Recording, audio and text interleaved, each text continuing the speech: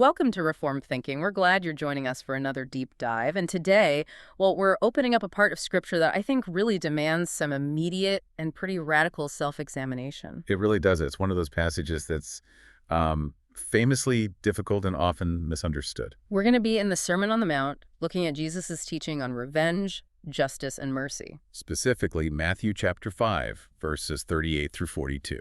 Right. And it's these few verses that seem, on the surface to just completely overturn one of the most famous legal ideas in history, an eye for an eye.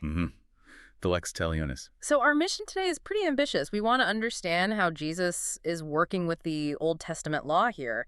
He's not destroying it, but he is doing something new. Something that restores it, in a way. He puts proportional justice back in its proper public box, you could say. And at the same time, he demands this really difficult, surprising ethic of non-retaliation for the personal life of a disciple. And that's the tension, isn't it? A lot of people read this and they just see a contradiction. Yeah, you hear it and think, okay, is Jesus promoting a kind of lawlessness? Or is he asking for this impossible, almost self-destructive passivity? Right. Justice on one hand, mercy on the other. And they seem to be at war. But what we want to get into today is how the rule of God is whole. It's unified. The kingdom of heaven calls us to live in these two distinct spheres at the same time. And that perceived tension, that idea of justice versus mercy, it almost all comes from how we've misunderstood that phrase, eye for eye. How so? Well, when you hear it, your mind probably jumps straight to personal revenge. You think of, I don't know, a movie scene or some historical blood feud. Sure, getting even. Exactly. But as we dig into the original context, we're going to see that lex talionis was never, ever given to an individual as a permission slip for private revenge. Okay, so let's start there. Let's talk about the true function of that old law. Where does it come from? All right, so the formula, eye for eye and tooth for tooth, it shows up in a few places. Exodus 21, Leviticus 24, and Deuteronomy 19. And the context is key, I'm guessing. The context is everything. In every single case, it's found inside the legal judicial codes of Israel. This was a judicial principle. It was a specific guideline for judges, for the elders, for the appointed authorities. So it's for the court system. For the court system only. It was not a motto for a private citizen. So if an ancient Israelite got his tooth knocked out, he wasn't supposed to go find a rock and knock out the other guy's tooth. No. He was supposed to go to the court, and the law told the judge how to handle the case. And it actually served three really essential functions. And when you understand these, it totally changes how you see the law. Okay, what's the first one? The first, and I think you could argue it's the most important, was restraint on vengeance. Restraint. Yes. The law was literally a fence built to skink escalating violence. Before codes like this, the common practice in that part of the world was the blood feud, the vendetta. Right. Someone from my clan hurts your cousin, so your clan kills two of my brothers. Exactly. And the violence just spirals and spirals, and it destabilizes the whole community. Lex talionis stopped that cold. It set a legal limit.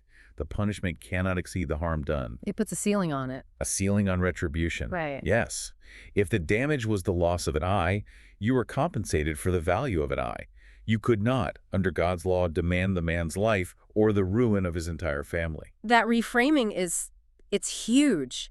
It means the law wasn't barbaric. It was fundamentally merciful in its design. It was. It protected people from their own worst instincts, from that natural human desire to overpay a debt of harm. It chose order over chaos. Okay, that's restraint. What's the second function? The second is proportional justice. This made sure that the penalty actually fit the harm that was done. It upheld the integrity of the whole judicial process. So the judge couldn't be too lenient or too harsh. Right. A judge couldn't let an aggressor off with a tiny fine if the injury was really severe. But just as important, the judge couldn't give in to a victim's demand for excessive, vengeful punishment. It was all about measured, righteous recompense. And did this mean they were literally, gouging out eyes in the courtroom? That's a really critical point. The Jewish tradition, especially among the sages and rabbis, had long interpreted the law not as literal physical mutilation, but as monetary damages. So financial compensation. Yes. The sources talk about calculating the value of an injury based on 5 categories: the actual damage, the pain suffered, medical costs, loss of earning power, and even the shame involved. Wait, really? So this idea we have of Old Testament courts being these brutal places might be, well, a bit of a caricature. It's definitely not the whole picture. For example, in Exodus 21, it says if two men fight and one is injured, the one who struck the blow has to pay for the man's lost time and make sure he's thoroughly healed. The payment is financial. So the goal is to make the person whole again, justly, but not necessarily by inflicting the exact same physical injury. Exactly. The point was full, just recompense within the community's legal framework. Yeah. And that usually meant paying the equivalent value of what was lost. Okay, so we have restraint and proportionality. What was the third function? The third was equality before the law. The standard was the same for everybody, Rich or poor? rich or poor, powerful or weak. The penalty was proportional to the deed, not to the social status of the people involved. And that reflects God's character. He's impartial in how he administers justice. When you look at it through those three lenses, restraint, proportionality, and equality, it really does stand out as a pretty amazing piece of ancient law. It really does. So how does this connect to our theological framework, specifically in the Reformed tradition? What do we do with these old civil laws from Israel? Well, we hold to that classic distinction between the judicial, the ceremonial, and the moral law. Mm-hmm. The specific ceremonial laws and the judicial statutes that applied only to Israel as a unique theocracy, those have expired. Right. We don't run modern courts based on the rules for ancient Jerusalem. We don't. But, and this is the key, the general equity of those judicial laws continues to be morally useful. General equity. What does that mean, practically? It means the underlying principle is still binding. The principle that a government must execute justice, that is impartial, that is measured, and that is proportional, that's a timeless truth. The idea that the punishment should fit the crime, not too soft and not too harsh, that reflects God's ordered world. Okay, so the law itself was good. It was just. But Jesus starts his teaching here by pointing out that something has gone wrong. How did this good public principle get so twisted? The distortion happened when the law was basically ripped out of its judicial context. It was taken out of the courtroom. Exactly. And it was handed over to the individual. People took a guideline meant only for a judge, and they turned it into a personal motto. The authority that belonged to the court was seized by the individual for themselves. So they started to think they had a divine right to pay back in kind. Mm-hmm. And that blurred the absolute line between legitimate public justice, which restrains chaos, and forbidden private revenge, which is chaos. So they were doing the very thing the law was designed to prevent, seeking their own satisfaction outside the system, but now they could claim they had a Bible verse to back it up. Precisely. This popular way of thinking, which was often encouraged by the religious leaders, let people indulge their own private resentments, their demands for personal vindication, while dressing it all up in the language of justice. I'm not being spiteful. I'm just upholding the law of Moses. Exactly that. And Jesus saw right through it. He saw that the external demand for payback was just a symptom of a poisoned, unforgiving heart, and that's why he confronts this misuse of the law so directly. And that really sets the stage for Jesus's counterstatement, which is still shocking to hear today. He says, "But I say to you, do not resist the one who is evil." That phrase, "but I say to you," is always a signal. Jesus is about to restore the law to its true, deep intention and cut through all the popular corruptions of it. So let's break down the language. What does do not resist actually mean here? The Greek verb is antistonai.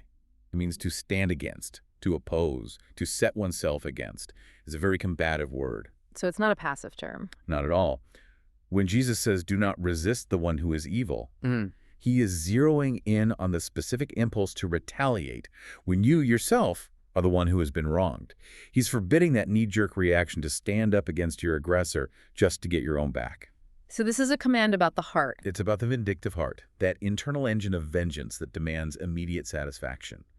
When you're insulted, when you're hurt, the default setting of the human heart is to want the person who wronged you to feel the same pain they inflicted on you. The natural person demands self-vindication. But the kingdom command says to crucify that deep desire to answer evil in kind. Yes. The call is to get out of the debt collection business for ourselves. We're commanded to crucify that specific desire to avenge ourselves. We can't let that internal need for personal satisfaction, that need to feel respected or paid back, be the thing that drives our actions. And that requires a supernatural change of mind, doesn't it? To see that it's just not my job anymore to maintain my own honor or settle my own It is. scores. It's a total shift. Okay, I get that conceptually, but this is where it gets hard in practice. How can we be sure Jesus isn't just saying, never fight back? Ever. If I'm commanded not to resist evil, where's the line between protecting my family and seeking vengeance? That line feels really blurry sometimes. It does, and that's the essential challenge. We have to be theologically rigorous here to hold the line. We have to immediately clarify what this command is not prohibiting, because misreading this verse has led to some pretty serious errors over the centuries. Okay, so what is not forbidden here? First, this is not a blanket ban on all resistance, and it's not the abolition of all punitive justice. If we take a radical pacifist view that says all force is wrong, always, we immediately crash into major contradictions with the rest of the New Testament. Especially when it comes to the government. Especially then, we have to affirm the continuing God-ordained role of the magistrate. So Jesus is not getting rid of civil justice. He is not. The sources are crystal clear on this. You just have to turn to Romans 13, where Paul says the governing authority is the servant of God, an avenger who carries out God's wrath on the wrongdoer. An avenger. That's a strong word. It is. And Paul says the magistrate bears the sword, the symbol of the state's legitimate use of measured force, to maintain order and protect the weak. Peter says the same thing, that rulers are sent by God to punish those who do evil. So if the government is God's appointed agent for administering measured retribution, which is basically the principle of lex talionis, then Matthew 5 can't mean we should abolish courts or police. It can't. The spheres have to stay distinct. God commands the state to enforce justice in the public square, and he commands the disciple to practice non-retaliation in their private life. The moment I try to do the state's job, I step into sin. That's the key distinction. When I seek personal revenge, I'm usurping God's authority. Yes, whether that's God's direct authority in the final judgment or the authority he's delegated to the civil magistrate right now. As Paul says elsewhere, "Beloved, never avenge yourselves, but leave it to the wrath of God." We trust God to settle the accounts. And that takes a huge weight off our shoulders, really, the burden of securing our own vindication. It's a massive burden, and we're freed from it. But let's push on this a little more. What about lawful appeal? If I'm insulted and robbed, and I know who did it, am I forbidden from calling the police or suing them in court to get my property back? No, the command doesn't forbid you from exposing injustice or from using lawful means to protect yourself or others from harm, especially the vulnerable. Do we have a scriptural example of this? We do. Look at the Apostle Paul. When he was illegally arrested in Jerusalem, what did he do? He invoked his Roman citizenship. He demanded justice from the Roman system. He cited his rights to avoid an unlawful beating and later appealed his case all the way to Caesar. He wasn't being passive at all. Not in least. But his motive wasn't personal spite. He wasn't trying to inflict financial ruin on the magistrates out of hatred. He was using the God-ordained system of justice to secure his legal rights and to stop an unlawful harm that would have shut down his ministry. So that confirms that appealing to the state for justice or protection is okay. It is, provided the heart is in the right place. The motivation has to be the restraint of evil and the protection of the innocent, not personal hatred or a desire for the offender's ruin. The heart posture is everything. It's the critical distinction. Can you pursue a legal case, which is designed to bring about justice and restoration, while at the same time genuinely praying for the repentance of the person who wronged you? That's a high bar. It is. The believer must never, ever cloak personal hatred or pride with the language of justice. The goal, even when we appeal to the authorities, should be the restraint of evil, not the fulfillment of our own spite. And Jesus doesn't leave this as some abstract principle. He immediately grounds this massive command, crucify the vindictive heart, in 4 very specific, very practical examples. And they're brilliant because they target the 4 things we tend to cling to the most: our honor, our property, our freedom, and our resources. They show us what a surrendered life actually looks like in practice. Let's start with the one about honor. The insulting slap. Okay, the scenario. If anyone slaps you on the right cheek, turn to him the other also. To really feel the force of this, we have to understand the culture of insult back then. It wasn't just a physical act. Not primarily. In that first century context, to be slapped on the right cheek, the aggressor would almost have to use the back of his right hand. A backhand slap. Exactly. And that wasn't a punch intended to cause serious injury. It was a calculated act of public shaming. It was a gesture of utter contempt. So it was about humiliation. It was. The backhand slap was what a master did to a slave or a nobleman to a peasant. It was designed to assert total dominance and strip the victim of their dignity, of their personal honor, right there in public. And the natural response would be to explode, to hit back twice as hard to regain that honor. Of course, immediate violent retaliation to seize back your lost honor. Jesus demands the exact opposite. He says, refuse the cycle of insult and counter-insult. You willingly absorb the blow. And then you offer the other cheek. And by offering the other cheek, you do something astonishing. You force the aggressor into a dilemma. Now, to strike you again, he would have to use his open palm. Which would be a blow between equals. Precisely. You transform his attempt to shame you into a spiritual confrontation. You're entrusting your honor, your reputation, your standing to God. You're refusing to grab it back by human force. It's a statement that says, my identity is not defined by your contempt for me. That requires an incredible amount of emotional and spiritual self-control. Okay, so from honor, let's move to property and legal rights. Nah. The lawsuit over clothing. Jesus says, if anyone would sue you and take your tunic, let him have your cloak as well. So now we're in a lawsuit. The conflict has moved into the legal arena. And what's the difference between the tunic and the cloak? The tunic was the inner garment, kind of like a long shirt. It was common, necessary. But the cloak was far more essential. The cloak, or the outer garment, was often the single most valuable thing a poor person owned. And crucially, the law of Moses in Exodus actually protected it. How so? The law said that if a creditor takes a man's cloak as collateral for a loan, he had to return it by sunset because it was the man's only blanket to protect him from the cold at night. So the person suing you in Jesus' example isn't just taking property. They're using the law to strip you of something that's necessary for life and is specifically protected by God's law. Yes. The aggressor is using legal loopholes, probably unjustly. And what does Jesus command? An action that seems completely foolish. Surrender the legally protected, more precious item as well. Why? What's the point of that? The point is a radical willingness to let go, to not fight tooth and nail for every single legal right and every last possession. It's a direct challenge to what we could call the idolatry of my rights and my stuff. It forces you to hold everything loosely. Exactly. It makes sure your identity and your security are not anchored in your possessions or in winning legal battles. If we fight to the bitter end for every penny and every piece of property, we're showing that we don't actually trust in God's provision. So Jesus is forcing a choice. Do I trust God enough to absorb this legally protected loss, or is my real security in my material rights? That is the spiritual test right there. Refusing to fight for the cloak is an active demonstration of faith in God's sovereignty. It shows the disciples willing to endure personal loss for the sake of their witness to the kingdom. Okay, the third discipline. This one feels very specific to its time, dealing with freedom and, well, government oppression. The conscripted journey. Right. The instruction is, if anyone forces you to go 1 mile, go with him 2 miles. This is a direct reference to a Roman practice called angaria. Military conscription. A form of it, yes. A Roman soldier had the legal right to compel any civilian to carry his equipment, and that was a heavy pack for a fixed distance, usually 1 Roman mile. Which, for the Jewish people living under occupation, must have been just a constant bitter reminder of their situation. It was a humiliating reminder of their lack of personal freedom, their subjugation. The 1st mile was compulsory.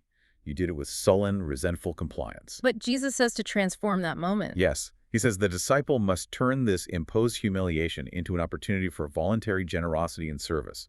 By willingly offering to go a 2nd mile, which the soldier has no legal right to demand, the disciple takes control of the situation. The power dynamic just flips. It flips completely. In that 1st mile, the soldier is the master. But in the 2nd mile, the disciple becomes the generous server. He's no longer acting out of compulsion, but out of free choice. He's showing an inner freedom that the external authority can't touch. It's a profound spiritual move.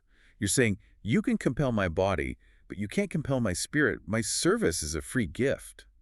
It breaks the cycle of resentment. It turns a moment of public humiliation into a personal act of self-giving love. So the lesson is learning to serve even those who unjustly use their power over us, turning servitude into willing ministry. That's it. All right, the 4th and final scenario. This one deals with our resources, and it shifts the focus from a hostile aggressor to someone who is simply in need. Jesus says, give to the one who begs from you, and do not refuse the one who would borrow from you. Here, the challenge isn't so much hostility, but our natural reflex for self-protection. The fear of being taken advantage of, or just the inconvenience of it all. Right, and this is a call to adopt a genuinely open-handed posture with our resources. Now, this doesn't mean we abandon all wisdom. We shouldn't enable destructive behavior. But the main thrust of the command challenges that calculating hard-heartedness that closes our hand out of greed or fear of personal loss. It's a call to reflect God's own generosity. It is. Disciples are commanded to refuse to be dominated by fear of poverty or by a constant calculation of self-advantage. We're called to be ready to share, ready to lend. If we hoard what we have, we're basically saying we don't trust the Father who clothes the lilies of the field. Our resources become tools for ministry and neighbor love, not just instruments for our own personal security. That's the kingdom perspective. When you lay out all four of those disciplines together, surrendering honor, property, freedom, and resources, a clear picture starts to emerge. It's a picture of a person who is entirely surrendered to God. And it shows that this kingdom ethic isn't passive at all. It's an aggressive, active choice to love your enemy by willingly yielding the very things the world screams at you to fight for. Which brings us back to that central theological problem. How can the same God demand both retribution from the state and non-retaliation from the disciple? It feels like we need to synthesize these two ideas. We do. And the answer is in recognizing the dual governance of God. He has distinct responsibilities that he gives to distinct agents. So we have the civil sphere, which is governed by the magistrate, and then the covenantal or personal sphere, which is occupied by the disciple. And that distinction has to be kept clean or the whole thing falls apart. It has to be clean. The same God is ruling over both, but with different mandates. In the public arena, God demands justice. That's where the principle of lex talionis is applied by the magistrate to execute God's wrath and restrain evil. That's what maintains civil order. Okay. And in the private arena? In the private arena, the disciple is called to display mercy. The disciple crucifies the desire for vengeance, absorbs the injustice, and entrusts the final accounting to God. This demonstrates the sacrificial, self-giving nature of Christ's kingdom. And for our listeners who are familiar with the Reformed confessions, this idea of dual governance is pretty standard, isn't it? Oh, absolutely. The Westminster Confession of Faith is very clear that God has ordained civil magistrates for the execution of justice and judgment. It affirms that while the specific civil laws of Israel expired, their general equity, that principle of impartial, proportional justice for the state, is enduring. So we see this not as a tension, but as two different tools God uses to govern the world. Exactly.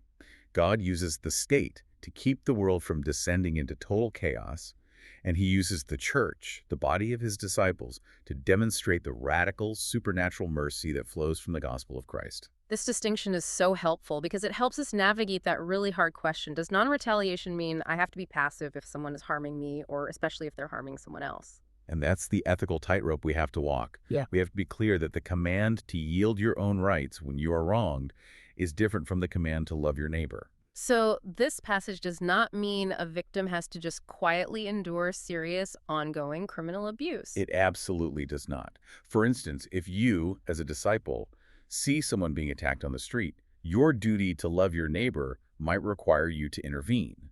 That could mean using necessary physical force to stop the evil, or at the very least, calling the authorities. Because love for your neighbor sometimes requires you to involve the authorities, to set firm boundaries, to protect the vulnerable. It does. If a believer is facing domestic violence or is the victim of criminal fraud, seeking help from the police or the courts is not a violation of Matthew 5. It's a righteous use of God's delegated authority to restrain evil. So seeking legal help to defend others, or even to defend myself to stop an ongoing harm, is righteous. But seeking legal help just to inflict maximum pain or satisfy my own pride is sinful. It all comes back to the heart. That's the critical axis. A believer can pursue legal action to stop an injustice while maintaining a heart that genuinely longs for the offender's repentance, not their ruin. We appeal to the magistrate as God's servant for justice, not as our personal hitman. The danger Jesus is targeting is when we cloak our own deep-seated resentment or pride in the beautiful language of justice. That's the sin. We have to constantly ask our own hearts, am I doing this because I want the harm to stop, or because I want that person to suffer? The cross-shaped life allows us to pursue legitimate justice while still praying for the soul of our aggressor. We've established just how difficult this command is. It demands a supernatural change in us. But the gospel never just gives us commands we can't follow. It gives us the power to obey them. So we have to anchor this ethic in the cross. Why is non-retaliation only possible for someone who is united to Christ? This is the theological bedrock that sets the disciple free. The principle of lex talionis, that demand for measured righteous payment for wrongdoing. It isn't abolished by Jesus. It is satisfied by Jesus at the cross. Completely. Justice demands a price for sin, life for life. The ultimate price demanded by divine justice for all of human rebellion was paid by the life of the sinless Son for guilty sinners. He became the substitute. He did. Christ received the full, measured retribution of God's wrath that should have justly fallen on us. And this is so central to Reformed theology. The cross is where God shows how he can be perfectly just. He punished sin to the full measure of the law and at the same time be the justifier of anyone who has faith in Jesus.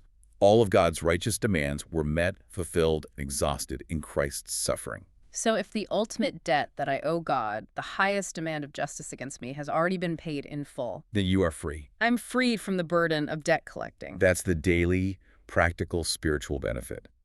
The believer is freed from the burden of securing their own vindication because their ultimate vindicator, Christ, has already taken the ultimate penalty.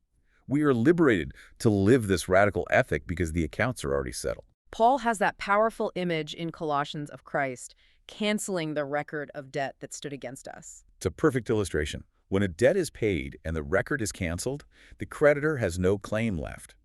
If we, who have received such a massive cancellation, infinite mercy, then turn around and demand the full pound of flesh from someone who owes us a tiny debt by comparison, like an insult or a small loss. It shows we haven't really grasped the gospel. We haven't. It's like the person whose $1 million debt was paid off, but he's still chasing down his neighbor for $10, screaming about his rights and demanding payment in full. The ultimate pattern for this is Christ himself. He is the perfect pattern. The Son of God had the absolute right to resist. He could have called down legions of angels, but he chose not to. He perfectly obeyed the command, do not resist the one who is evil. He suffered unjustly, and as Peter says, when he was reviled, he didn't revile in return. When he suffered, he didn't make threats. Instead, he entrusted himself to him who judges justly. So when a disciple turns the other cheek or goes the second mile, they're actually reflecting Christ's own character. They're reflecting his cross-shaped character. This isn't just self-help morality. This is the Holy Spirit reproducing the character of the obedient Son inside those who are united to him by faith. We don't turn the other cheek to earn salvation, but those who are saved by grace find that the Spirit begins to enable them to overcome evil with good. The power to live this radical life flows entirely from the settled account of the cross. Non-retaliation isn't a sign of weakness. It's a visible, costly declaration that divine justice has already been satisfied, and I no longer need to seek my own revenge to feel safe or vindicated. That's the freedom of the gospel lived out. So today, we've seen how Jesus restored lex talionis to its proper place, the public courts, where it serves as a vital principle of measured justice. And at the same time, he commanded the crucifixion of the vindictive heart in his followers, showing us what that looks like by the radical surrender of our personal rights. Our honor, our property, our freedom, and our resources. And it's all made possible because the demands of God's justice have been fully met in the substitutionary death of Christ. The world around us measures strength by how fiercely you defend your rights and how effectively you punish those who cross you. But Jesus demands a totally different kind of strength, one that's rooted in humility and a deep confidence in God's ultimate justice. So here's a thought to take with you.